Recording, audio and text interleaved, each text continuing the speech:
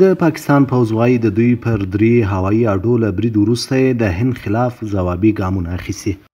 د پاکستان دولتي ټلویزیون او د پوځ د عامه اړیکو دفتر ادعا کړې چې دغه هیواد د هند د وروستیو بریدونو پر وړاندې متقابل اقدام پیل کړی دی. د پاکستان پوځ خپلو ځوابي ګامونو ته د پیاوړي بنسټ د عملیاتو نوم ورکړی. ISPR او د پاکستان دولتي ټلویزیون وایي د دوی په ځوابي اقداماتو کې د پټانکوټ او دامپور پوځي اډو په ګډون د هند بېلابېل پوځي اهداف نښه شوي دي. د پاکستان پوځ تر دې مخکې ویلي و چې هند پر 3 هوایي اډو د توغندیو بریدونه کړي دي.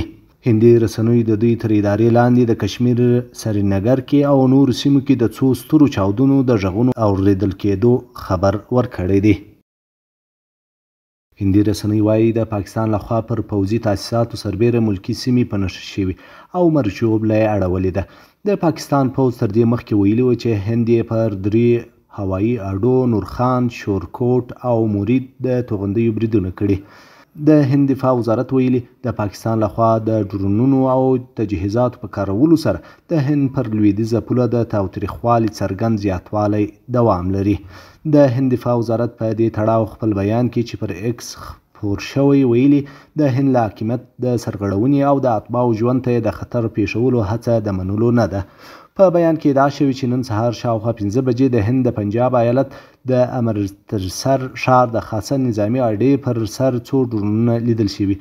د دوی د هوایي دفاع واحد سملاسي ځواب ورکړی او شنډ کړی دی.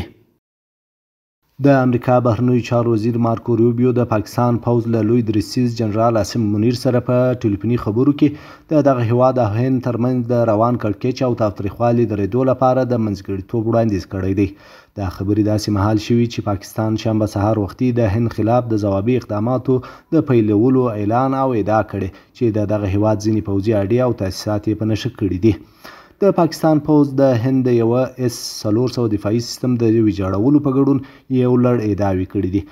د پاکستان پوځ ویلي د هند خلاف یې سایبري برید هم پیل کړی او د واکمن BJP ګوند د پاڼې په ګډون د هند ځینې مخکښې ویبپاڼې هک کړي دي.